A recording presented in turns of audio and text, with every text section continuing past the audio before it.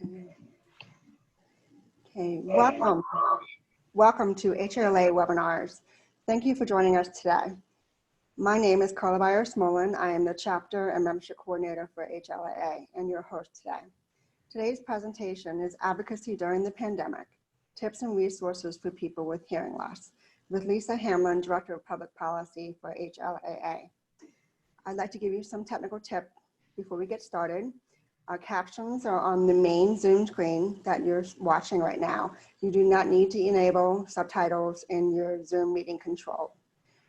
We would like participants to be able to please use the Q&A option on your Zoom meeting control for any questions that you might have.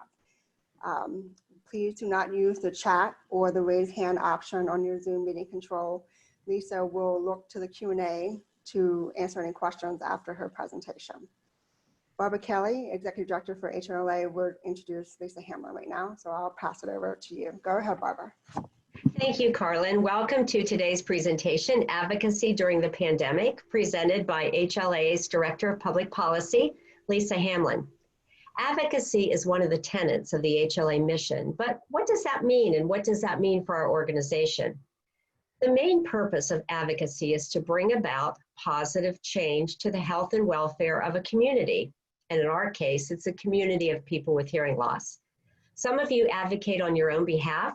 Some of you advocate as members or chapters in your community. For example, if you've gotten a hearing loop installed in a public place, that's advocacy. Or at the national level, we advocate for all people with hearing loss, all 48 million people with hearing loss in the United States.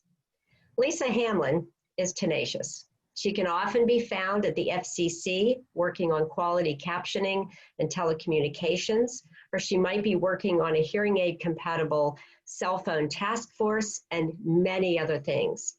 She works sometimes just for HLAA, or sometimes she works with other groups of people with hearing loss or on cross-disability coalitions. But HLAA is working for you. Advocacy is person-centered and it's people-driven, and it's always community-based. The role of an advocate is to offer independent support to those who feel they are not being heard and to ensure that they are taken seriously and that their rights are being respected. With that in mind, in the past weeks, most of us can no longer ignore the racism in our country and what happens when people are not taken seriously, not heard, or outright attacked. We saw it in the murder of George Floyd, our fellow American, our neighbor, a Black American. We were devastated to learn of Mr. Floyd's death and how clearly that death revealed that racism is still very much alive in this country. We also know that people of color are underrepresented in hearing health care, both the numbers of professionals who serve them and in the community of people with hearing loss who are not with us in our fight for equal access. We want to join with others to help change that. There's no room for racism or discrimination. This summer, we mark the 30th anniversary of the Americans with Disabilities Act. That's a civil rights law. Has it made a difference in our lives? Have civil rights laws in general made a difference? We've come a long way. We've seen a huge need for change in terms of both racism and disability discrimination. There are laws in the books to protect people, yes, but it's the love and the respect for our fellow human beings that have to go along with those laws to have the effect that we long for our beloved community, to have the effect that we have advocated for very long. We need to work together to build that community for everyone. And we hope that you will join us, join HLAA, where racism does not exist and where discrimination for people with hearing loss and people with disabilities doesn't exist. So with that, I will turn it over to Lisa Hamlin, our Director of Public Policy.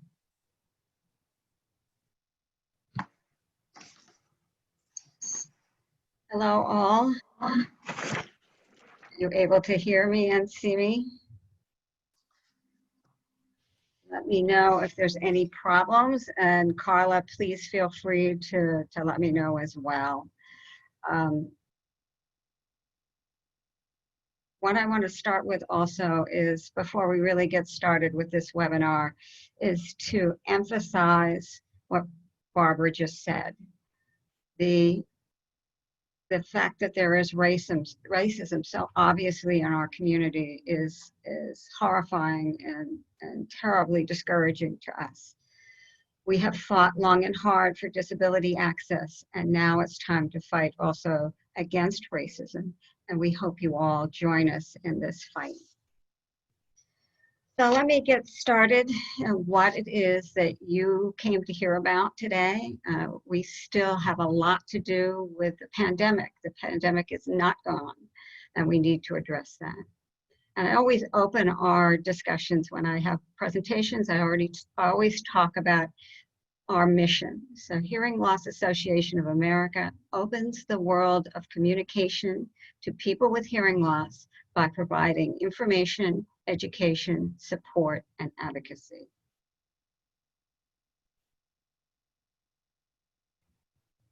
Now, one thing you need to know right away is that when we have an emergency, we do not lose our rights as people with disabilities. We still have a right to equal access, we still have a right to request accommodations, and we still have a right to receive accommodations.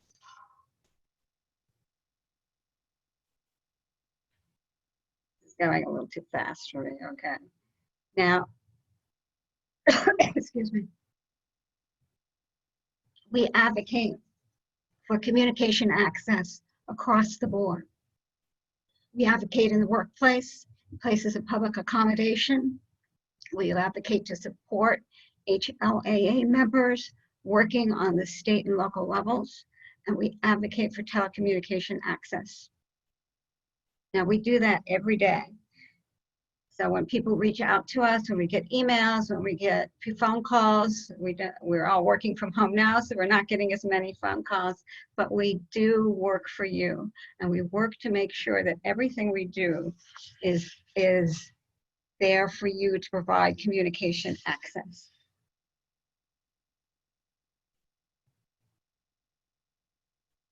Now, with the pandemic in place, we know that things have changed. Things have changed dramatically for many of us. People are worried about going to the ER. They're worried about how COVID will affect them. And we know 5 months after the virus hit, over 2 million coronavirus cases have been recognized. There may be more than that we haven't tested for. There are so many people that we know that there's a possibility that any of us could be affected. So we're concerned.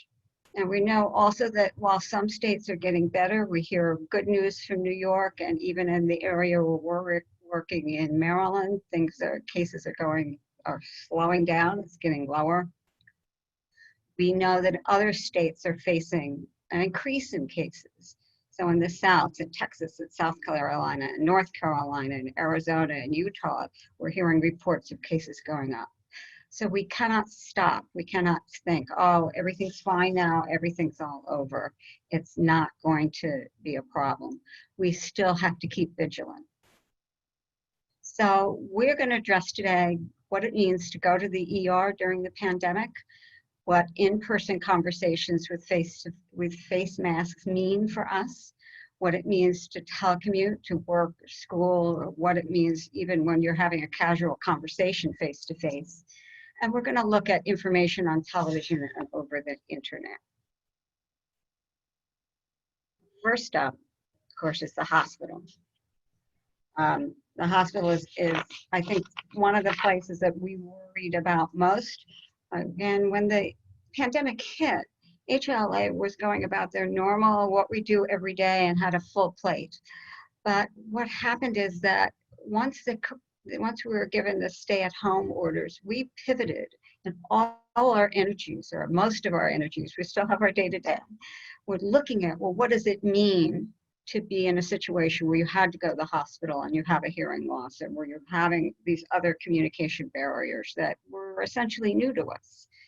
So, but that said, going to the hospital has always been an issue for us. Right from the beginning, one of our first little booklets that we published was on access to the hospital, and it continues to be.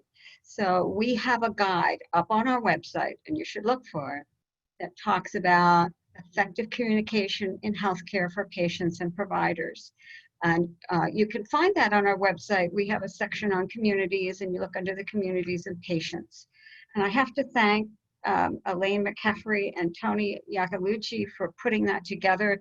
If you look at it, you can't find their names, but they put a lot of work together. Tony's from New York and Elaine is from Chicago, and they put a tremendous amount of work, and they have a lot of good information there. And it gives you help, communication tips on a normal everyday. They wrote this long before the pandemic, but some of their recommendations are really valid even today. Now, what happens now? Now we're in a situation where if you go to the hospital, if you're in the ER when it's being overwhelmed by the pandemic, what will happen is that you'll meet, first of all, you're not likely to be allowed to bring in somebody who visits, who's coming with you, not likely to be allowed into the ER. Depending on the situation, and we'll talk a little bit more about changes in that situation, but right now it's iffy. So you're coming in alone. Somebody will be wearing an N95 mask. Somebody will wear a surgical mask over that. They may well wear a shield on top of that, and goggles and a hoodie that keeps them protected from every time people cough and spread the virus. And we want our first responders, our nurses and our doctors and our medical attendants to be protected, because of course we don't want more of a spread, and we want somebody to take care of us if we end up in the hospital. But that's a tremendous barrier for us. And so we need to find ways around it. So one of the first papers we came up with, and this paper was unusual for us because we came together with other organizations with people with hearing loss, with the National Association of the Deaf, Telecommunications for the Deaf and Hard of Hearing, Gallaudet, ALDA, a number of different organizations. We even had a bioethicist involved, putting together a paper to talk about, well, what does it mean to communicate with medical staff at the hospital? How do we get that? How do we get that information across? And so there's some very good tips in there. I'd recommend you go to our coronavirus website and see the tips. Some of them include, for example, if you're dependent on it and you can use it and you have it, if you have a smartphone, download a speech-to-text app so that somebody speaks into it and that you can read what they're saying rather than trying to depend on listening to what they're saying. There are other things like the old trusty pocket talker. There are things you can bring in with you. You'll have to make sure that everything is as clean as possible if you're coming in with a COVID. And looking that you think you have COVID or you're being treated for COVID. But other than that, it's something you should think about bringing in. You could even put them in plastic bags so that the medical attendants wouldn't feel like it was infected. So read the pages. Again, lots of good tips there that you would want to look at if you're going into the ER. And then there's face masks. Okay, so face masks is a huge new problem for us. Face masks will happen. Now, this face mask, we actually ran this. We had prepared this article well before the coronavirus hit, the pandemic came here. Remembering that when you put together a magazine, even though it says March, April, we had to do that well in advance. But it turned out to be right on target, that people need clear masks. That when you're seeing a mask, you're seeing a doctor or a nurse or whatever, it'd be far easier if we could at least read the lips. However, the masks that you see here are medical grade masks. They've gone through the FDA process, and so they want to sell those masks strictly to medical personnel who can use them. And again, it may not be in the ER, but there are other medical personnel who might use it, a doctor in a private office or a dentist even. And so they are back ordered. It's really hard to get hold of them. But we brought in some folks to talk to us about some practical tips on masks. And there are some masks that you can use. Now these folks, this is Ellen Lafargue and Carolyn Ginsberg Stern from the Center for Hearing and Communication in New York. And those folks are talking about, they have a webinar and you can find it on our webinar page. And how do you deal with the mask yourself? One of the things that Ellen Lafargue, who is an audiologist, said, which was really interesting to me, was that these masks that I was talking about, we're talking about all the layers, can cut off from 4 dB for a simple surgical mask to almost 12 dB for an N95 mask. And now for someone with a hearing loss, that's a huge amount. And it tends to be the high frequencies. So it makes it a whole lot harder for us to understand what's going on. So these guys had some real good tips, because what they said is happening with when we wear a mask, and we can wear cloth masks, and we put the mask on, then we take them off, and our hearing aids or cochlear implants go flying off, which can be okay. I mean, this happened to me. It's okay if it's in your house, you can find it and no great damage. But if you're in a parking lot, that's not so good. So the first recommendation is take off your mask in a safe spot, but also look at that webinar to give you practical tips on how to deal with that face. And I want to say one other thing about face masks is that we take this very seriously. We have heard so many complaints and so many worries about face masks that we are looking at ways to work this issue. And some of the ways we're looking at is to try to ensure that other kinds of masks can be used. For example, if people were using just a face shield, that may, as long as it protects us, and remember who it's protecting is us, not the other person. As long as it protects us, then why not? So we're looking into that. We're on the edge of working on that issue. Also looking in, there are people who are interested in making donations of clear masks. We're looking into linking you to these different ideas and different ways to get clear masks. So if you're interested, we're not ready to announce yet. We're almost there. But what you should do in that case is that you should, if you're interested, is go to our website, look at our Facebook pages. Whenever we move on an issue like this, we'll make sure you learn about it through our e-news website and Facebook, and that you can get the information you need on what we are doing to help you get through this pandemic. But there are other issues that came up that really have not been big issues so far, and all of a sudden have cropped up. And that is telehealth. Telehealth has been used. It's not that it's brand new, but the extent to being used now is way different than before. Many of us are working from home or self-isolating at home, and to talk to the doctor, they're going to first often want to reach us through virtual means, a webinar, a semi-webinar. But remember, many providers have more worries about privacy. So when you're talking to your friend or your family on Zoom, you don't care too much about privacy issues, or you might not. Some people do, always. But for somebody who is your doctor talking, they need to make sure all the HIPAA rules are taken care of. Now, we do know that Medicare has suspended prosecution of HIPAA cases. That doesn't mean they still won't be concerned about that. And of course, there are patients who are not on Medicare who they still have to worry about. So our concern, though, is yes, we should have access to telemedicine, but it should be accessible. Some of the telemedicine platforms allow 3 parties in. So just like we have captions for this Zoom meeting, you could have captions for your medical appointment with your doctor. Now, it's going to depend on what kind of situation it is. If it's a long discussion, if it's something you really need to have the information correctly about, then we support your right to advocate for the doctor hiring a cart provider to make sure that you understand everything that doctor or the nurse or that facility is trying to tell you. So that's one way to do this, and it's certainly something you should think about. But it's true that often you cannot change a platform. So if the doctor is using a platform where it's only two-way, one-to-one, you're not going to necessarily be able to bring in a cart provider.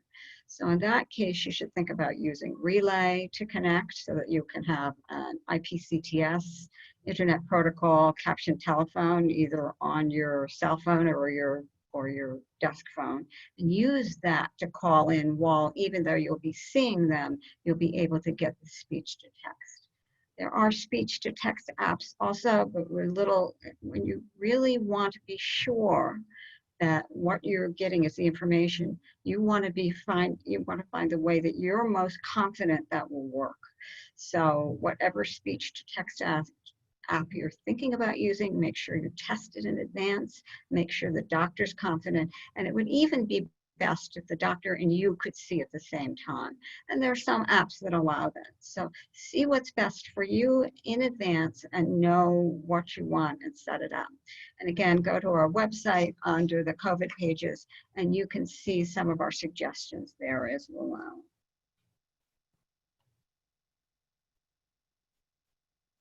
Now we know that video conferencing is the same kind of thing. We want to be able to video conference for okay, so we're putting doctors aside for a minute. We're talking about working. We're talking about access for school. We're pretty much the same. So we have these recommendations. And what's nice, this was another paper that was a coalition paper, and Gallaudet University helped us with this one, as well as NAD and TDI and the others. And they created this matrix which provides all kinds of features of the different teleconferencing platforms and what they offer. So you should take a look at that as well, because that will be helpful in trying to figure out what's best for me, what can I use, and what's best at my workplace too. Now, the board of directors of HLAA recently came online. They've created a position paper talking about free captioning for those times when you're doing casual conversations. Now remember, if you go to work, you go to your doctor, you can ask for it as an accommodation, so you don't have to just have anything. But in a conversation where you're talking to your baby, you're talking to your grandchildren, you're talking to your brother or sister, you want to make contact and you want to have captions, but you don't necessarily want to have to pay for captioning for half an hour and with an hour minimum, whatever it is. So there are platforms that provide some free captioning. We are encouraging all the platforms to do the same. So we hope that they all will come on board. Some of them are, some of them we hope will go forward. But we as an organization are supporting that idea. You should also be aware that television is another place that you need to get the information you want during a pandemic, which is considered as an emergency. Remember that. So when the governor of your state goes on television and says, well, we're going into phase 1, you need to have access to that information. Governor says, oh, we're spiking up, we're pulling back. You need to have that information. So that information, when it's being broadcast, when it's being on the internet, should be captioned. Now, if it isn't captioned, you also have recourse. You should go to the FCC and complain. It's easy to complain. They've really made their complaint process very easy. You can use your web browser and search for FCC complaints, and it'll get you right there. So I would encourage you to do that because it's also a way for them to have a handle on what's going on. But you can also go to your state, to go to your governor saying, I don't understand what you're saying. This is an emergency. You don't want me going out if we're told to stay home or stay home when you're opening up. You want me to follow what everybody else has. So go to your governor, go to the FCC until you get the captioning you need about these emergency situation broadcasts every time. Now we'll continue to work, and we will continue to work because someday the pandemic will be over. I mean, it's certainly not going to be tomorrow. It may not be for a year or two, but whenever it's over, we will continue to work. And one of the things we're working for is Medicare coverage of hearing aids and hearing health care. In the last session, or this session of Congress a few months ago, they passed H.R. 3 in the House, and that provides for Medicare coverage of hearing aids and hearing health service. However, it hasn't gone far in the Senate, and we don't expect anything this year. But next year is another year, it's another session of Congress, and we will be there pushing that. We also think that in the future, even when the pandemic is over, there will be telework, teleschool, and telehealth in a way it hasn't in the past. We just don't see that that's going to disappear. It's going to go into the future, and we want to be there to make sure it's accessible. And we're seeing more adoption of those automatic speech recognitions, the ASR phone apps, captioning on phones going ASR. There are now 2 different companies that have been certified to provide fully ASR caption phones. We're going to be there to watch them to see how well they're doing. You should let us know if you're having problems with any of those. And we want to make sure that going forward that works. We're also seeing more ASR for television and internet captioning, and we want to hear from you if that's not going well. Let us know, let the FCC know. Television, you can go to them. Captioned phones, you can go to the FCC. For the ASR phone apps, you should talk to us and we will talk it up. But we want all of this to be as accessible as possible to you, no matter what happens in the future. And in the end, we're in it together. We are a small office in Bethesda outside Washington, D.C. We do a lot, but we can't do anything. We can't get the access without your help out there on the front lines, and we can't do it without getting feedback from you. Where are the problems? The whole thing with masks to me was something that really came from the community coming to us. We need you to do the same no matter what the issues is. But we do think that together we will be able to accomplish a lot. So you can email me with questions. And I have time to take questions now. I made this short enough to allow plenty of time to go for questions. I'm going to go into the Q&A now to ask questions, and I'll answer the questions that I see. And that if there are any more questions, continue to put it in the Q&A section, not in the chat. I'm not going to look in the chat. So if you put it there, it won't help. But I'll see how many we can get to before we're done, okay? So the first question that came up is that someone's employer, Anthony's employer, continues to use Zoom instead of Google Meet. Now, Google Meet, we know, offers free captions. They are ASR captions. How can we get Zoom to provide real-time captions? Well, we're working on it. Zoom platform, you're looking at a Zoom now. We do have captions. We've hired CART for the day, for the hour here.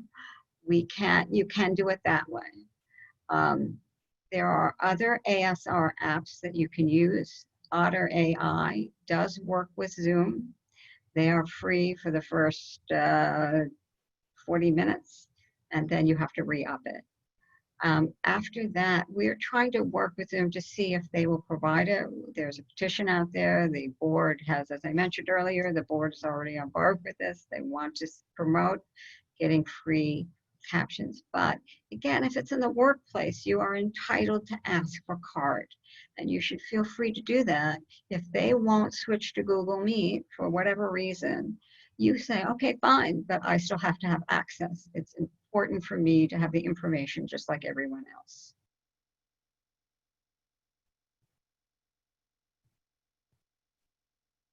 Okay, so someone put in, let me see if I can see who this was, Ronald, and in fact, I did mean to mention this.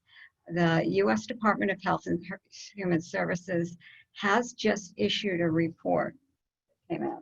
Actually, they have a settlement piece of paper to mention this, that there was a decision made in Connecticut that someone had, the situation in this case was that someone came in who had an inability to speak for themselves, and they had Alzheimer's, so they were unable to care for themselves. So in Connecticut, they took the hospital aside and said, look, you cannot do this. I believe they took them to court, but I can't find my piece of paper now. At any rate, they made a settlement. And in the settlement, they determined that, in fact, in certain situations, you can bring a support person. So having made that decision, and I'm not an attorney, but I would think that this opens the door to allow for interpreters, allow for bringing somebody in if you cannot hear and you need somebody to be your support person. You should talk about it. And this, Ronald helpfully put in the URL to go to the decision. So you can go there and look at it, find out what it says, and copy it out, put it on a piece of paper. We're running it in our e-news too. You can copy it out and take it with you if you need it, if you want to have a support person with you. So Kathy says she's been using her communicator mask, which is a mask that's a clear mask, the one I showed you. She uses it everywhere and people are interested in it. Will it be possible to get healthcare providers to spend a little extra money to purchase these masks once they're not on back order? Well, we hope so. Kathy, we're looking to promote that. We hope, as I said, that we'll be getting in some access to, greater access to these masks, and that this isn't the only place that will be making them. And once that's out, we will absolutely push for, I think the more they're used, the more people will see the benefit of using it. We have heard that not only are people with hearing loss struggling with these masks, but children are afraid. People with Alzheimer's and other forms of dementia are put off by the masks. So there are other communities that do not like these masks. And of course, some people don't like wearing them at all, but we know they're for our own health. And so we need to make sure that we can find ways around that, and we will continue to work to make sure that happens. Mina says that she's hearing that the communicator mask can be problematic because the wearer cannot keep the clear part over their lips, and the hard of hearing person cannot lip read because the entire lips are not visible. I think what's going to happen, face shields is one answer. So face shields would be a big help. What we're trying to determine, CDC put out recommendations. Their guidance says to use cloth masks. What we need is more information on whether the face shields are comparable in terms of protecting people from spreading the virus. And we're working on seeing if we can get funding for the people who are doing research on that. So that's one avenue. We think that in some situations, the face shields may be just fine. You may be in the office and find that you can keep social distancing and still use the face shield, but we don't have the statistics to back that up. So we will continue to look at that. We understand that we're seeing a variety of the clear masks. And I think that as time goes on, remember, we've only been hit with this for a few months, so it's hard to gear up and find out what the best solution is. And the communicator, in their defense, was really making sure that they made a mask that the FDA said could be used in medical situations. And again, if we're going to the grocery store, it's a different situation than if you're in the hospital. So we're looking at all of this, and we will definitely communicate all of this. And so keep watching our website, keep looking at our e-news. As soon as we get the news to put out, we will do that. Somebody asked, so let me see again the name. Linda asked if the clear masks are comparable in terms of auditory transmission to the cloth masks. I don't know. I don't think any studies have been done on that. I think you can be sure that you're still going to lose some decibels because now you have probably a piece of plastic instead of cloth. But I don't know how much and what the studies would show. So Sherry asks if hospitals are required to provide communication access. Yes, indeed, they still are. It's an emergency, they're still required to. So, and I'm glad you asked this, Sherry, because I meant to mention this. There are other workarounds. It doesn't just have to be a clear mask. It doesn't have to be a companion who can be your interpreter.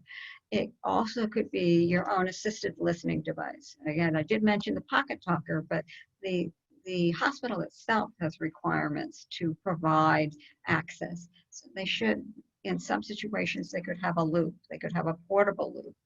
It's not clear if they're must provide it in the ER, but certainly if they could set up certain rooms that are hearing accessible.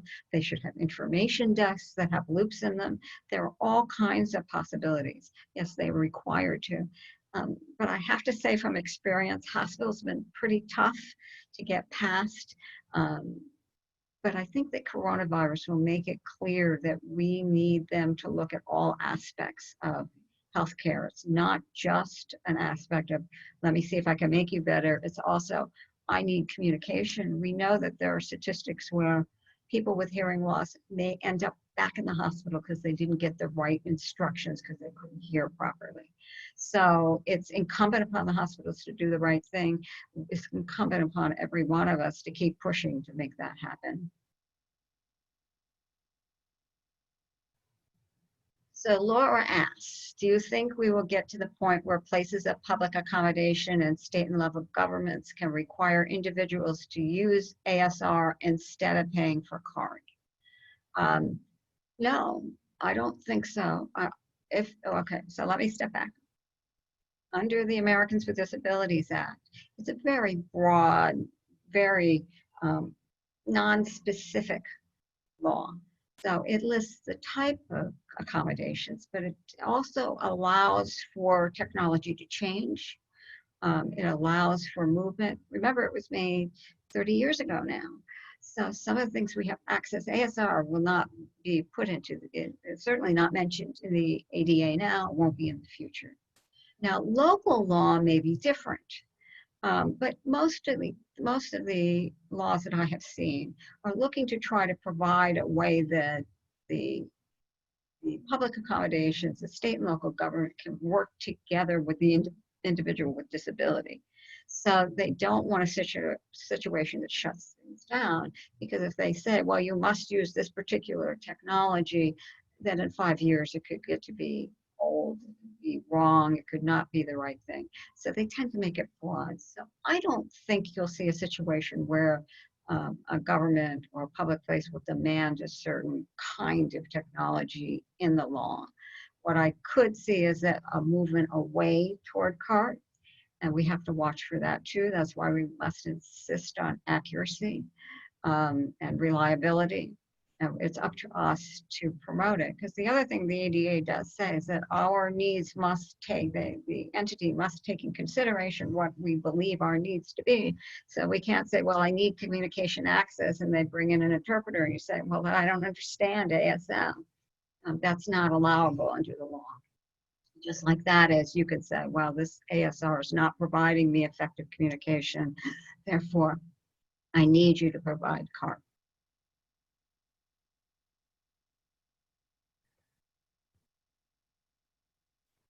Okay, so somebody wanted me to mention that there are 44,000 signatures on the free captioning petition that has gone up. So the free captioning petition is about what I mentioned before, is what the board is supporting, the idea of having free video conferencing platforms have the ASR be free on that.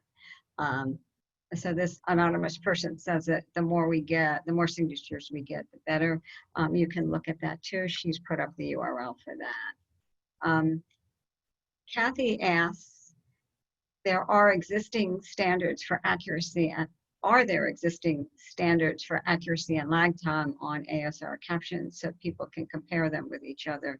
Not that I know of, Kathy. In fact, it's a complicated question. It's not easy to set up standards. So let me step back a minute. There are some standards. There are different standards that are being used in different places under different situations. So, but you have to run them through. As far as I know, these standards, they haven't compared each of the available ASR captions. And if somebody else has better information, please let us know. But as far as I know, they don't.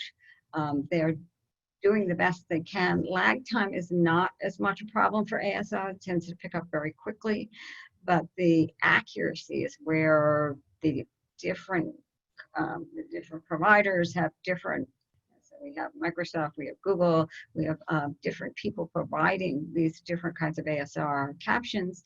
They're going to do it in just slightly different ways, and I don't know that they've been compared. And again, I welcome anybody who does know that they have been compared on standards to certainly weigh in. So Mina asks, are there any protocol for testing locations for COVID-19 individuals with hearing loss? So she said in the Mayo Clinic forum and Facebook, complaints and stories of people with hearing loss have a hard time of it with no accommodation, and people are in tears. Again, as Sherry brought up, hospitals are required to provide communication access under state and local law. They're required under federal law. There have been situations for the last 20 years where hospitals have been sued for not providing communication access. So there should be protocols in place. Does every hospital have a protocol for people with hearing loss? I don't know for sure, but I would bet that many hospitals have not thought this through. And again, I hate to keep saying it because it's hard to take that it's our responsibility to push this, but it is. We have to be there. And my advice is to go in advance. So Tony and Elaine, who I was just talking about, have gone in advance to hospitals and set up contact with people in charge to make sure they know that communication access is hugely important.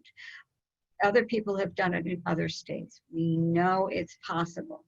So we want to make sure that everybody gets the access they need, but you have to go out to your local hospital while you're well and talk to them and say, what are you doing for people with hearing loss? So Mary asks, and I apologize, this is one of the problems of being immersed in where we are now. Mary asks, what is ASR? So ASR is automatic speech recognition.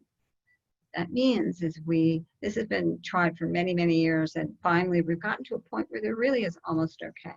So Google and Microsoft and others have been working on getting at a platform that will allow the computer to, and I'm not a tech person, so I'm trying to say this in a way that makes sense and it's also correct. So it listens to your voice and then creates captions the way you're seeing the captions here, only obviously not the way, because we have a real person typing using a cart to provide the captions for us today. But it provides an automated way to get speech to text.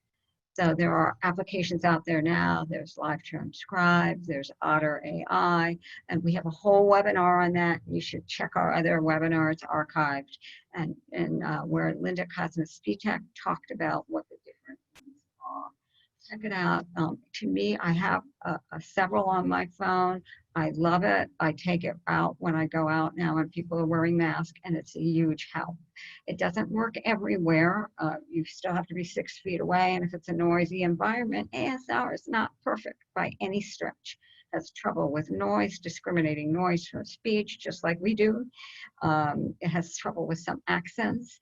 It will not pick up lyrics being sung with music. So if there's music and lyrics, somebody's speaking, the lyrics fine. But if there's music, it just has terrible trouble with it.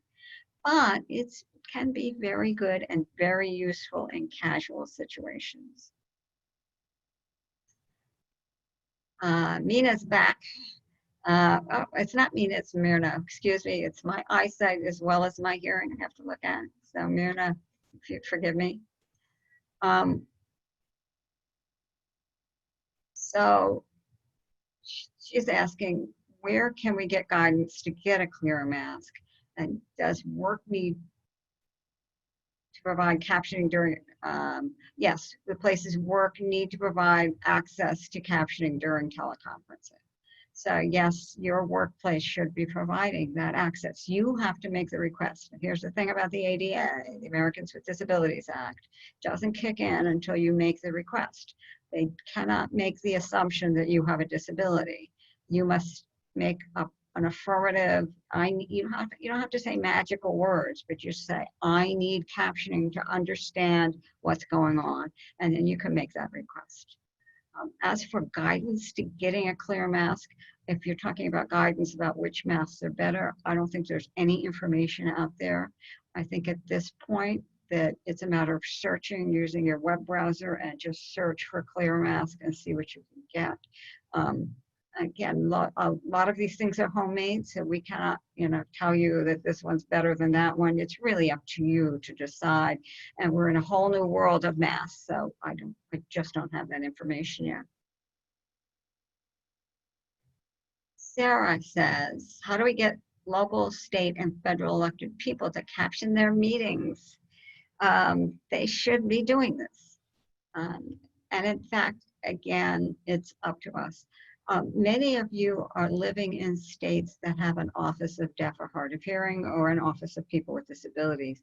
If I were not getting captions, that would be one of the first places I would go, because they are often a state office or a state commission and connection with the governor to try to get that done. So on a state level, that's what I would do. On a local level, I would look to, if it's a local TV station, go to your community council, city council, county council to find out what they're doing. Federally elected people should be doing this, and if you're getting federal, so you're getting Dr. Fauci on television at his press conference. That should be captioned just by default. So you don't have to contact them. If they're not being captioned, then I would go to the FCC and file a complaint. Okay, so Andrea asks, can I explain HIPAA with captioning apps in the hospital? Right, so it would be great if the medical staff could provide this on their own devices instead of putting it on the patient. Okay, so HIPAA, I am not an expert in HIPAA. I know that HIPAA covers some privacy issues, and doctors and hospitals may be concerned about any kind of violations of HIPAA rules. There are some applications, so there's some telemedicine already out there, already set up well before the pandemic, that kept HIPAA in mind in terms of privacy and security and making sure that, for example, when a lot of how these automatic speech recognition, ASR apps work is that they learn by listening. So they learn every time I say something into my ASR app, it gets better and better because it begins to understand the kinds of words I will use in conversation. And so to do that, it has to store it somewhere. At least some of them. Again, I'm not a tech person either, but that's my understanding of how some of them work. You want, if you're in a medical situation, you don't want those conversations captured and stored. And there are ways to ensure that, and ways to make sure that those conversations are not captured, but you can still get the kind of app that would work in a hospital. Now, under a pandemic like this, first of all, it's hard because we had a situation where somebody brought their own app. So it was on them and said, I want to use this application. It's during the pandemic, but she broke her arm and it was New York City. And she went to the ER and she said, here's my app, I can't hear. And the doctor refused to use it. Now, whether he was worried about HIPAA rules or whether it's being recorded or what it was, he was not providing her with an alternate communication access. So our chapter and Tony and her group went to the hospital and said, you can't do this. Either you provide the access or you can't forbid somebody using their own app. And the hospital said, yes, you're right, and that's fine. But for this woman, she missed out on that initial discussion, which was really discouraging to me. So you have to push. It would be nice if some of these apps were given to hospital doctors, and that's something else we can push for at the level of the people who are making the decisions, the CEOs and the administrators. Talk to them and say, look, if you won't accept my app and you're worried about HIPAA, then give us something that can pass the HIPAA rules. Okay, so Mitchell asks, can we discuss requesting written material for meetings at our place of employment? That's a perfectly reasonable accommodation to ask for. In fact, for years, I've been telling people, if you're going into a meeting, one of the first things to ask for, give me an agenda so I know what's happening in advance. Give me the materials I need before and then after. So that can be an accommodation. If people think if your employer thinks, wow, he's just asking for this, fine. You have to say, this is something I need for my hearing loss. Again, no magic words, except that you have to make it clear that you're a person with disability who requires this. And then you're covered under the Americans with Disabilities Act. So that's what you have to push. You have to say, whatever accommodation, whether it's written material, assisted listening device, ASR, whatever it is, make sure that you're making the request because you're a person with disability. Okay, so somebody asked about adding info about the Wi-Fi based assisted listening systems or the HLAA website pages. We can try. We have technology on our website. I know that there are still some problems with some Wi-Fi based systems and that there is latency in those systems. We do not have a technology staff person. We'll do the best we can to add information as we get it. And if you have information, you can email it to us and we'll see if we can get it up on the site. Thomas says, he's asking about the clear facial masks. Assuming they would be safe enough in enough situations, is there any sense to categorizing them as to the level of sound that is being heard through them? That would take a lot of testing, Thomas. It would certainly make sense because you have a milder hearing loss, it's probably not as important to you than if you have a really profound loss.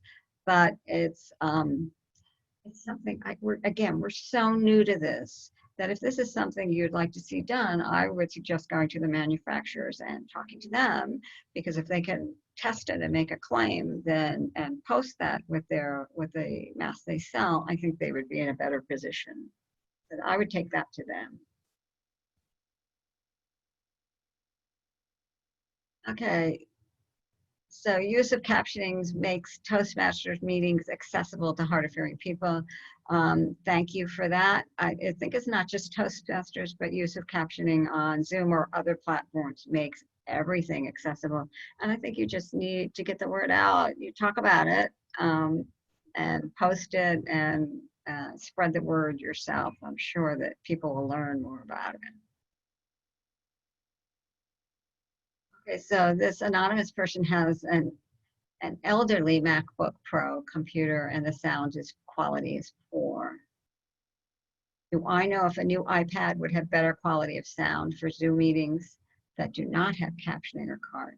I can't answer that, but if you're calling your MacBook Pro elderly, sounds like there may be a problem there. So my advice is if you're looking for an iPad, and the stores will be opening up soon, you can go to an Apple store to see if you can get it. Or I'm sure that they'll return it if you return during their, if you just want to do it over the internet and get it and return it, then I think you can do that with no problem as long as you do it in their return period.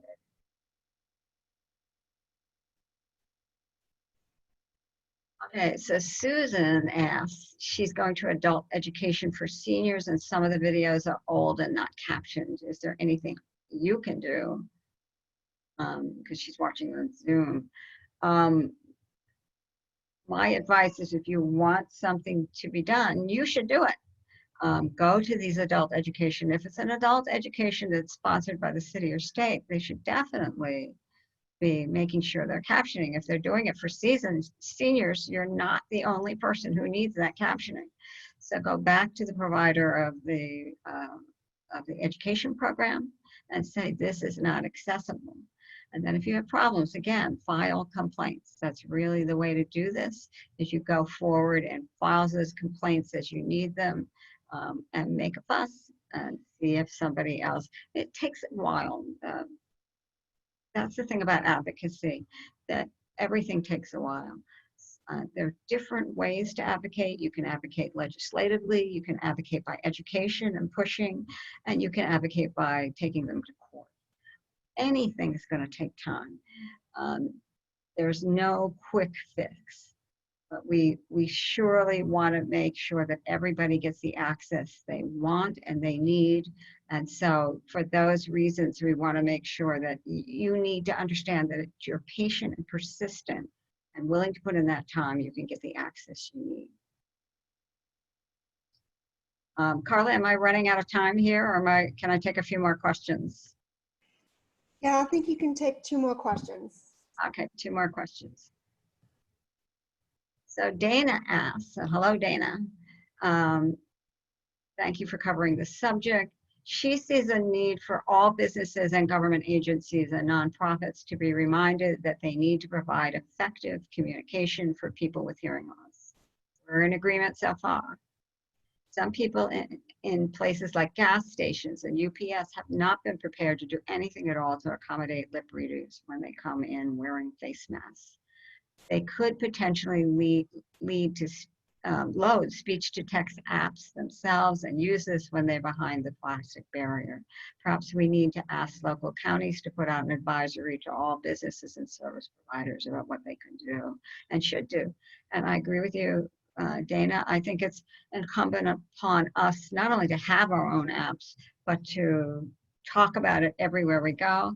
And again, the problem is what I'm seeing again is that some places have already opened up. Some places have opened up and now closing up. Some places we're going to a place where we may open up. As we open up, we can go back to those channels that we had before. But in the meantime, use the channels you have to your state and local government. They are receptive. I was on a chat the other day with the Maryland Department of Health. They are using their understanding that people are in their homes. And so advocating is, and my county executive was on a Zoom meeting. Everybody is understanding that they need to make these accommodations. And we are the ones to start the ball rolling, but I think others will be receptive. And the more we work it, the more receptive they will be. So Anne says that it's her understanding that integrated Otter captions with Zoom are only available for paid Zoom and Otter accounts. Now, the method that my understanding was you could put Otter into Zoom, but I know that Otter has paid accounts as well as Zoom accounts. So that may be true. So I stand corrected on that. But what you can do with Zoom is you can put the Otter on your cell phone or on a second computer and run that as you're running the Zoom. So I misspoke. Anne's right. Anne is usually right. So yes, so be careful and check into it, check all the details. Otter and Zoom cost certain amounts. It may be affordable, it may not be. You have to use what works for you and what you can afford. Those are the two things. That's why we want to push to have more accounts paid for. So thank you for that, Ann. Are we up? Is our time up now? I think so, Lisa. You should know we had 67 questions on this webinar today. So this is advocacy is so important to everyone and all the work that you're doing. Please know that if you had submitted a question, we will definitely address this question post the webinar. We do try to put a document with the saved recording of the webinar on the website. So we will address any questions that were not answered during this time. Lisa, I can't thank you enough for your time today and the information that you shared. It's so important and valuable to everyone. Deanna, thank you for your wonderful cart services today. As I mentioned, the webinar will be posted to the HLA website at hearingloss.org. Please check hearingloss.org for future webinars, webinar recordings, and please register for our live experience event for live HLA experience on June 18th and 19th coming up. We thank you for joining us today. Please stay safe, be well, and have a good day. Bye-bye.